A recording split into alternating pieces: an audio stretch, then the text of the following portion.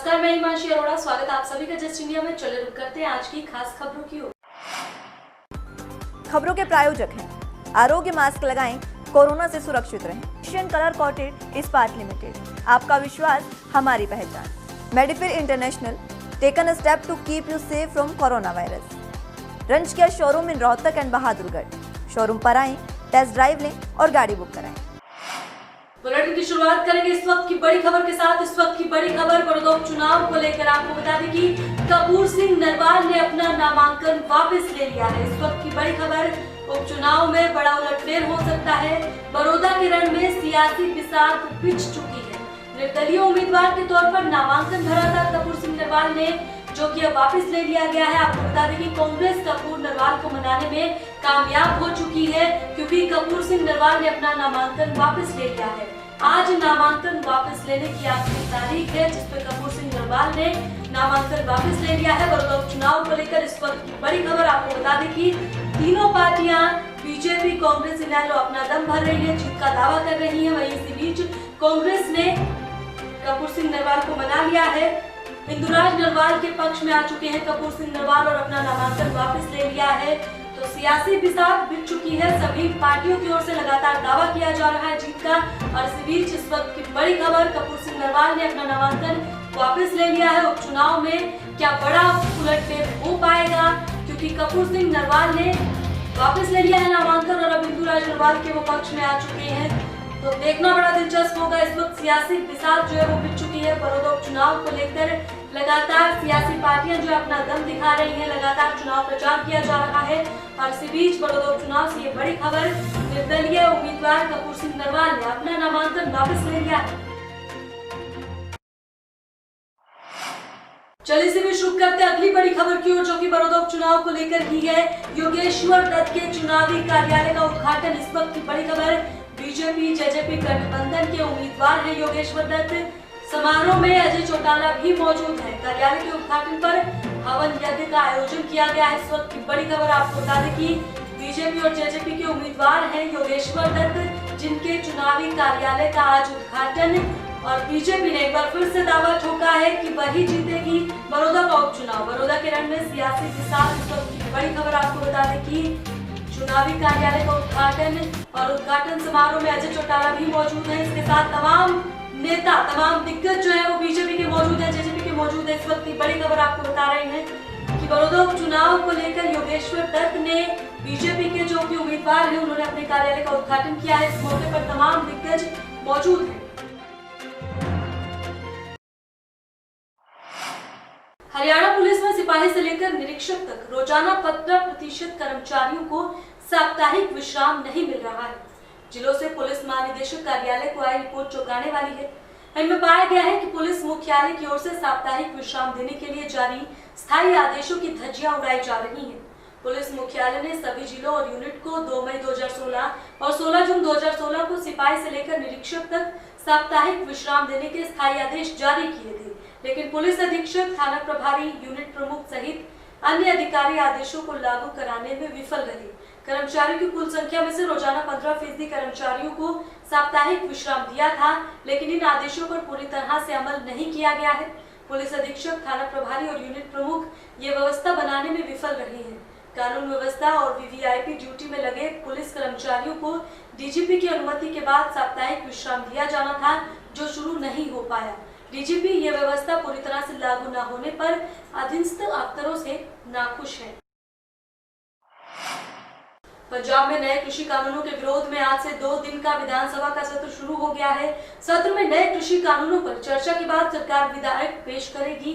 सत्र शुरू होने से पहले सीएम कैप्टन अमरिंदर सिंह ने कहा कि केंद्र के किसान विरोधी कानूनों से पंजाब की कृषि और हमारे हितों की रक्षा के लिए हम चर्चा करेंगे। हालांकि विपक्षी पार्टी अकाली दल और आम आदमी पार्टी सत्र को लेकर पंजाब सरकार के विरोध में उतर आए हैं। अमरिंदर सिंह ने ट्वीट किया, आज से शुरू हो रहे महत्वपूर्ण विशेष सत्र के लिए विधानसभा पहुंच गया हूं। हम केंद्र के किसान विरोधी कानूनों से पंजाब की खेती को बचाने और हमारे हितों की रक्षा के लिए चर्चा और बहस करने के लिए मिल रहे हैं। कांग्रेस कार्य समिति के सदस्य और विधायक कुलदीप बिश्नोई ने पंचायती जमीनों और महिला कॉलेजों की जमीन पर हुए अवैध कब्जे हटाने की मांग की है। उन्होंने अपने विधानसभा क्षेत्र आदमपुर के बालसमंद महिला कॉलेज की जमीन पर हुए अवैध कब्जे का उदाहरण दिया। कुलदीप ने कहा कि बीजेपी नेताओं और नेत्रियों की शय पर जमीनों पर अवैध कब्जे हो रहे हैं। सरकार और प्रशासन को अवगत कराने के बावजूद इन्हें हटाने की दिशा में कोई काम नहीं किया जा रहा। यदि प्रशासन से सहयोग नहीं किया तो कांग्रेस कार्यकर्ता खुद अवैध कब्जे हटाने को आगे जाएंगे। ऐसे में कानून व्यवस्था बिगड़ने की पूरी जिम्मेदारी सरकार और जिला प्रशासन की ही होगी। दक्षिण कश्मीर के पुलवामा जिले के गंगू इलाके में सोमवार को संदिग्ध आतंकियों ने सुरक्षा बलों पर हमला कर दिया। दरअसल गंगू इलाके के पास सीआरपीएफ दल पर आतंकियों ने फायरिंग कर दी, जिसमें एक जवान घायल हो गया। घायल जवान को तत्काल अस्पताल में भर्ती करवाया गया। हमले के तुरंत बाद पूरे इलाके को सील कर दिया गया है और हमलावरों की तलाश लगातार जारी है। राजधानी वासियों को फिलहाल प्रदूषित हवा से राहत मिलती नजर नहीं आ रही है। पड़ोसी राज्यों में पराली जलाने की घटनाओं से सोमवार से हवा की सेहत और खराब हो सकती है। रविवार को वायु गुणवत्ता सूचकांक AQI में शनिवार के मुकाबले 33 अंकों का सुधार आया। बावजूद इसके हवा खराब श्रेणी में ही दर्ज की गई। इसका प्रमुख कारण पराली जलाने की अधिक घटनाएं बताई जा रही हैं। केंद्रीय प्रदूषण नियंत्रण बोर्ड CPCB के अनुसार रविवार शाम 4 बजे तक AQI 254 रहा, जबकि शनिवार को ये 287 था। पंजाब और हरियाणा में पिछले वर्ष के मुकाबले इस साल पराली जलाने की घटनाएं अधिक सामने आ रही हैं। इसकी प्रमुख वजह फसलों की कटाई समय से पहले होना और कोरोना के कारण मजदूरों की कमी को बताया जा रहा है।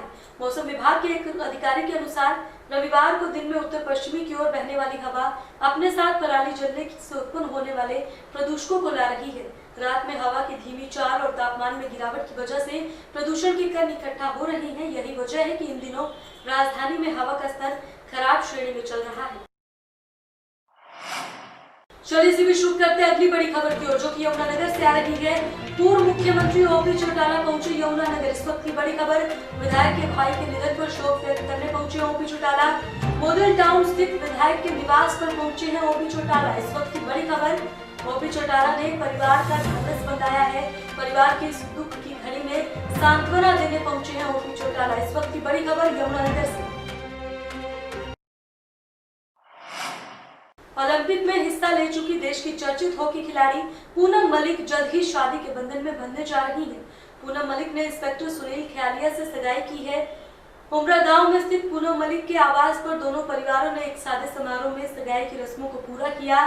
पूनम मलिक ने बताया कि ये अरेंज मैरिज है और परिवार के आशीर्वाद से उन्हें मिस्टर राइट मिला है। रियो ओलंपिक 2016 में दमदार खेल दिखाने वाली पूनम मलिक देश की जानी मानी हॉकी स्टार है।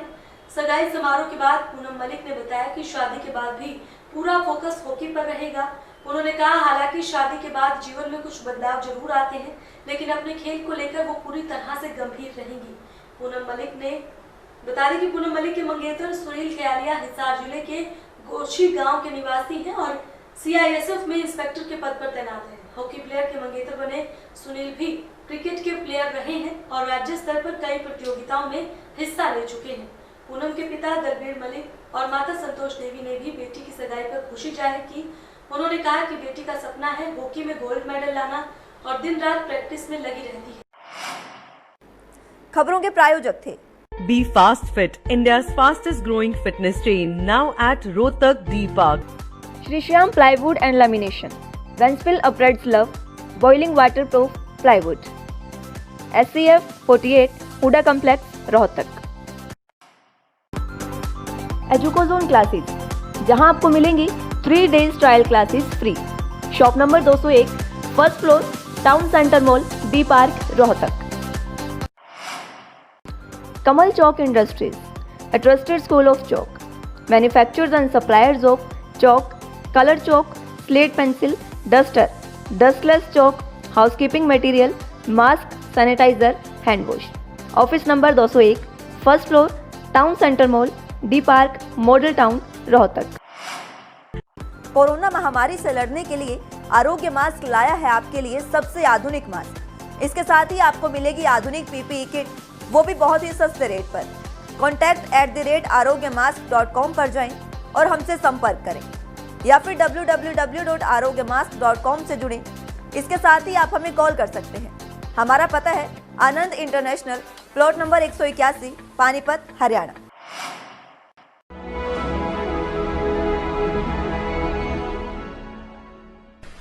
चाचा, आपने नया घर बनवाया है तो घर की छत पर कौन सी शीट लगवाई है?